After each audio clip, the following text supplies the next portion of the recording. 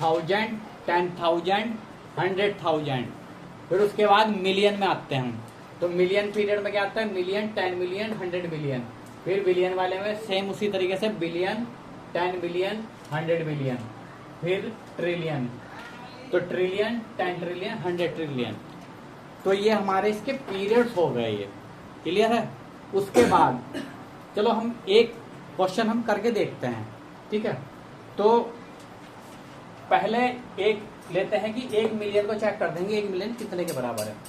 तो यहाँ पर 0 हो गया, यानी कि इकाई, दहाई, सैकड़ा, हजार, 10,000, 100,000, मिलियन, ठीक है।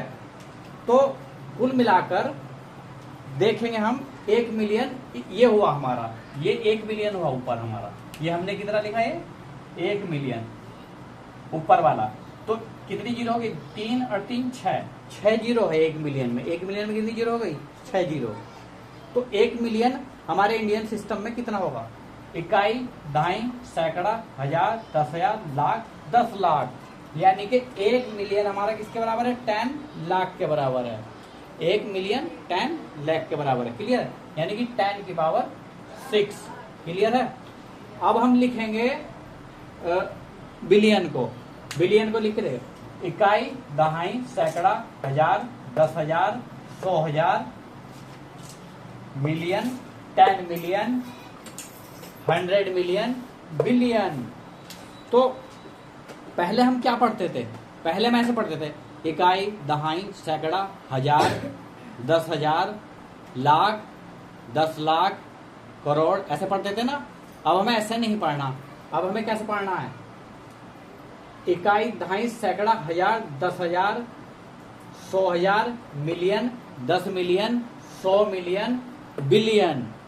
तो 10,000 के बाद 100,000 पे आना है हमें, मिलियन के बाद 10 मिलियन के बाद 100 मिलियन पे आना है, ठीक है, और फिर बिलियन आएगा हमारा। तो कुल मिला के इस तरीके से हमें इसमें 10,000 के बाद 100,000 पे आना है, फिर सीधा मिलियन पे आना है। तो ऐसे होता है इसमें। तो अब हमने लिखा 1 बिलियन, तो 1 बिलियन में 3 और 3 6, 3 3 9, यानी कि 1 बिलियन किसके बराबर होगा, 1 अरब के, यानी कि 10 की पावर 9 के बराबर 1 बिलियन होगा हमारा, क्लियर है।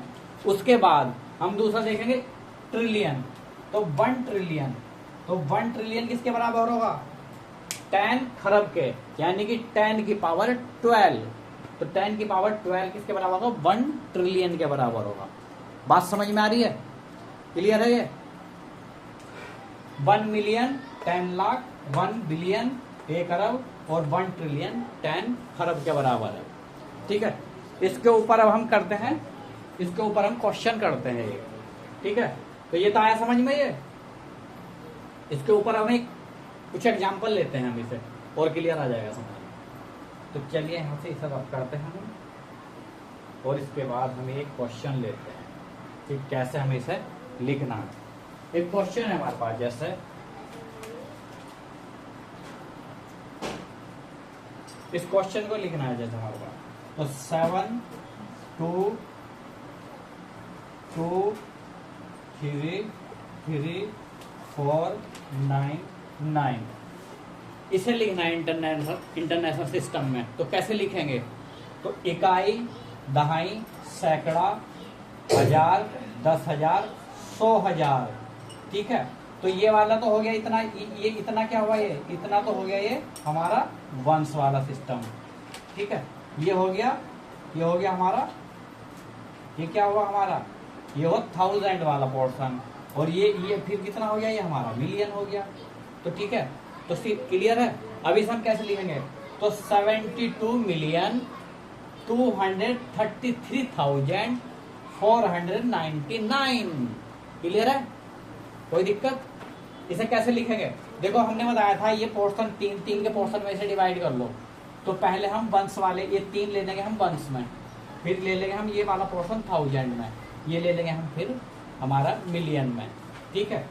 तो ये हो गया मिलियन, यानी कि 72 मिलियन 233,499,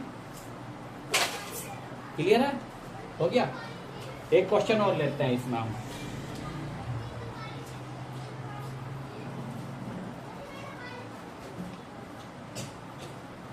जैसे ये ले लीजिए 8839909090 ये ले लो।